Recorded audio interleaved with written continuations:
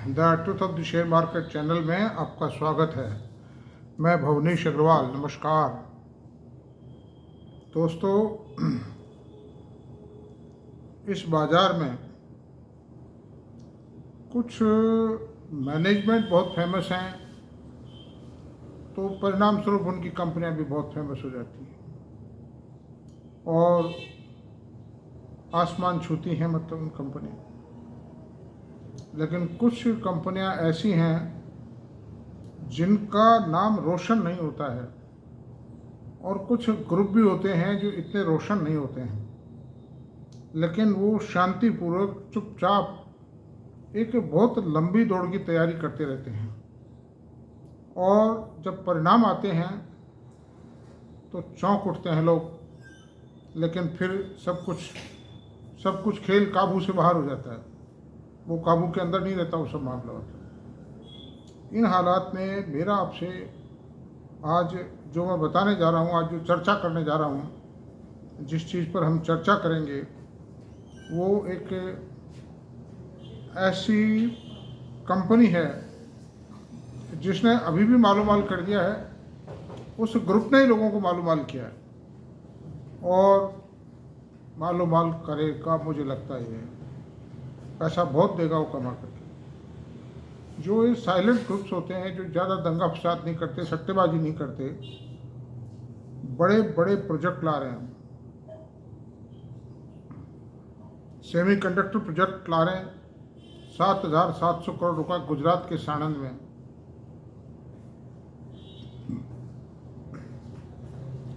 तो semiconductor project लाना, उसकी प्लानिंग करना, उसके लिए टेक्नोलॉजी अरेंज करना कोई आसान खेल नहीं है, मतलब क्योंकि सेमीकंडक्टर की जो टेक्नोलॉजी है वो बेसिकली अमेरिका के पास है, और ताइवान में बढ़ती हैं। कुछ ताइवान कंपनीज के पास भी है, एक आध कंपनी जापान में भी है। जो जापानी कंपनी से भी इंडियन कंपनीज ने सेमीकंडक्टर के लिए एग्रीमेंट किया है, टेक्नोलॉजी बोरो की है। लेकिन खैर, हमको उधर नहीं जाना है। हम जो चर्चा करने जा रहे हैं आज, वो वित्तीय क्षेत्र पर चर्चा करने जा रहे हैं। फाइनेंस इंडस्ट्री कुछ दिन से साइलेंट थी। HDFC बैंक हो, चाहे ICICI बैंक हो, चाहे एक्सिस बैंक हो, चाहे कोटक महिंद्रा बैंक हो, सब साइलेंट थे। इवन बजाज फाइनेंस भी साइलेंट थी, और बजाज फाइनेंस वर्किंग के लिहाज से अभी भी साइलेंट है। लेकिन मैं एक ही बात कहूँगा कि कुछ ऐसी भी कंपनियां हैं जो, जैसे चोलामंडलम फाइनेंस है। चोलामंडलम फाइनेंस जो है मुरुगप्पा ग्रुप की कंपनी है, और इस कंपनी ने पिछले 10 सालों में बहुत तेज प्रोग्रेस की है। एक स्टेज थी बजाज फाइनेंस में भी, NPA बहुत ज़्यादा थी, बहुत अर्ली स्टेज की बात है। शुरू में होते हैं, कारण क्या है कि लैक ऑफ एक्सपीरियंस होता है, लाइन ऑफ एक्शन तय नहीं हो पाती। तो चोलामंडलम इन्वेस्टमेंट एंड फाइनेंस जो कंपनी है मुरुगप्पा ग्रुप की, एक फ्लैगशिप कंपनी मानिए आप, मतलब क्योंकि उसका मार्केट कैप 1,34,029 करोड़ रुपए है, मतलब। तो ये इतनी बड़ी कंपनी मुरुगप्पा ग्रुप में और कोई भी नहीं है। हालांकि उनकी जो कंपनियां हैं वो सभी आसमान छू रही हैं। CG पावर, शांति गियर, EID पैरी का 1 पेड अप शेयर 800 रुपये है। कोरोमंडल इंटरनेशनल का 1 पेड अप शेयर 1800 रुपये है, और कार्बोरंडम यूनिवर्सल का शेयर भी 1500 रुपये है। It's a engineering company basically. तो अंडर दीज सर्कमस्टेंसेस चोलामंडलम, कोई भी कंपनी सफल होती है ग्रुप की ताकत से होती है। अगर उसके पीछे एक डेडिकेटेड मैनेजमेंट है, डेडिकेटेड और ऑनेस्ट मैनेजमेंट है, तो वो चाहे कितनी भी दिक्कतें आए उसको सफल बना के रहेंगे। अब हम चोलामंडलम का और बजाज फाइनेंस का कंपैरिजन करेंगे आज। इसमें निश्चित रूप से कंपैरिजन करेंगे, और कंपैरिजन में मैं ये नहीं कहता हूँ कि आप बजाज फाइनेंस को बेच करके चोलामंडलम इन्वेस्टमेंट ले लीजिए, लेकिन ये कंपनी भी अपना एक स्थान बनाने जा रही है भारत की फाइनेंस इंडस्ट्री में। जैसे सुंदरम फाइनेंस का शेयर था 5,000 रुपये हो गया, वो मतलब श्रीराम फाइनेंस का शेयर है वो 3,500 रुपये हो गया। हालांकि उसमें बेड डेट्स ज़्यादा है मतलब, लेकिन वो बेड डेट्स की स्थिति भी सुधर रही है। उसमें 3,500 रुपये 10% शेयर है, वो भी ज़्यादा नहीं है। लेकिन हम आज चोलामंडलम का कंपैरिजन बजाज फाइनेंस से करने जा रहे हैं, और ये देखेंगे कि क्या चोलामंडलम भी दूसरा बजाज फाइनेंस बन सकती है। आज के वीडियो का जो हेडिंग होगा वो यही होगा, क्या कोई दूसरी फाइनेंस कंपनी है जो बजाज फाइनेंस के शेयर को सरपास कर सके। अंडर दिस सर्कमस्टेंसेस दोस्तों, अब चलते हैं। मार्केट कैप बजाज इसका चोलामंडलम का 1,34,08,829 रुपये है। प्राइस 1,604 रुपये, to paid up face value 2 rupees, market price 1,604 रुपये। हाई लो एक साल में 1,011 रुपये से 1,615 रुपये हुआ है, जबकि बजाज फाइनेंस का शेयर पड़ा हुआ है वहीं पर। अब now that is on A saturated state, consolidation stage पर है वो। प्राइस अर्निंग रेशियो 36.9 है, और बजाज का जो प्राइस अर्निंग रेशियो है वो बजाज का प्राइस अर्निंग रेशियो है 31.4, उससे ज़्यादा है। चोलामंडलम का जो पी रेशियो है बजाज के मुकाबले ज़्यादा है, क्योंकि इसकी ग्रोथ ज़्यादा है इस वक्त। बताएंगे, ग्रोथ की बात करेंगे, पूरा डिटेल करेंगे। और बजाज फाइनेंस का जो मार्केट कैप है 4,69,351 करोड़ रुपए है, और मैंने चोलामंडलम का बता ही दिया 1,34,829 रुपये। प्राइस इसकी 1,604 रुपये, उसकी 7,800 रुपये। वो एक तरह से बियॉन्ड अप्रोच है, मतलब बहुत महंगा लगता है। और जब शेयर इतना महंगा हो जाता है तो उसमें रिटेल पार्टिसिपेशन कम होता ही चला जाता है। ये भी एक माइनस पॉइंट है। कोई भी आदमी क्या 8,000 रुपये का शेयर कौन खरीदेगा, ये सस्ता ही खरीद लो, सस्ते वाला कुछ, और सस्ते में वाकई स्कोप ज़्यादा होता है। जैसे बजाज का रुक ही गया, ये चलेगा, मैं ये नहीं कहता हूँ नहीं चलेगा। बजाज फाइनेंस का शेयर चलेगा, बहुत अच्छा चलेगा, लेकिन फिलहाल थोड़ा सा कंसोलिडेशन में है। अच्छा, अब चलिए देखिए आप, डिविडेंड 0.47 है बजाज का। चोलामंडलम का जो डिविडेंड है वो 0.12%। डिविडेंड यील्ड कम है, मार्केट कैप कम है, प्राइस कम है चोलामंडलम की। ROCE 10.4 है, बजाज फाइनेंस का 11.9 है। ROE इसकी 20.2 है, वो बजाज की 22.1 है। करीब करीब बराबर हैं दोनों, 1-1.5% का फर्क है, कोई खास बात नहीं। ये सबसे महत्वपूर्ण है ROE, return on equity, net profit से निकलती है। पी रेशियो ज़्यादा है बल्कि इसका। मार्केट के अंदर इसमें बड़ा ज़बरदस्त काम हो रहा है इस वक्त, मतलब इस शेयर में, चोलामंडलम में।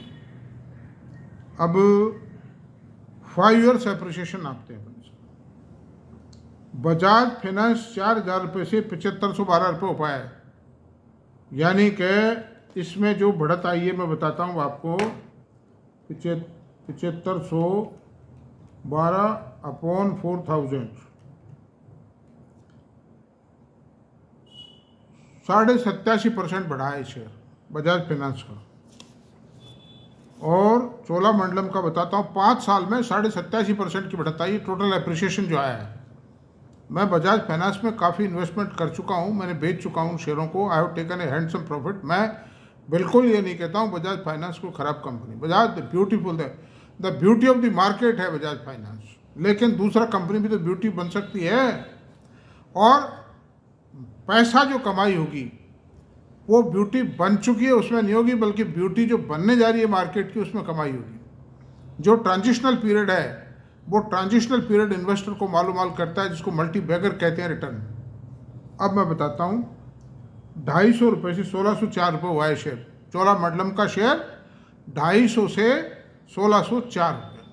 अब 1604 में भाग देते हैं। देखिए 1604/2.5, ये पिछले 5 साल में 6.41 गुना हो चुका है। मतलब आइडिया, रिमेंबर, हमको नाम से क्या मतलब है, हमको दाम से मतलब होना चाहिए। जो हमको पैसा दे दे वो हमारा वो प्रिय होना चाहिए। जो नहीं दे उसको विश्राम स्थली पे डाल दीजिए, बेडरूम में भेज दीजिए उसको, शेयर को। सो भाई तुम आराम से थोड़ा टाइम। अच्छा, अब आइए आप, चोलामंडलम का जो प्रॉफिट था वो वित्तीय वर्ष 2020 में 1054 करोड़ रुपए था, जो आज 3657 करोड़ रुपए। 5 साल में 3.5 गुना प्रॉफिट हो गया इसका। रेयर एग्जाम्पल होती हैं इतनी, ये इतनी मिलती नहीं है, रेयर मतलब कम है। मतलब 3.5 गुना प्रॉफिट चोलामंडलम का। और बजाज का कितना हुआ? बजाज का प्रॉफिट देखते हैं। बजाज का प्रॉफिट हुआ है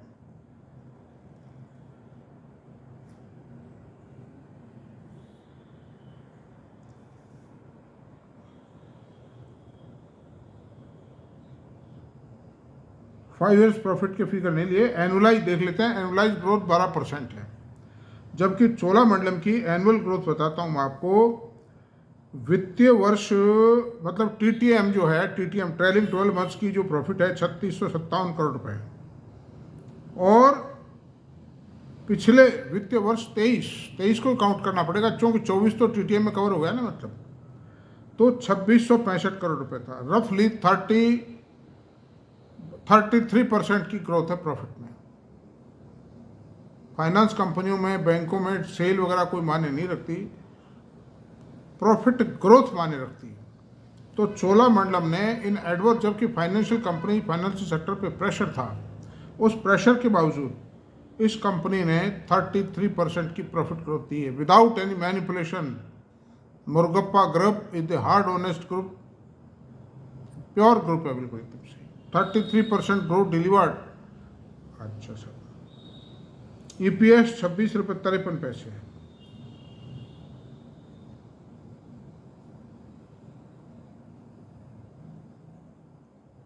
इक्विटी 168 करोड़ की है। बजाज फाइनेंस की इक्विटी 124 करोड़ रुपए की है।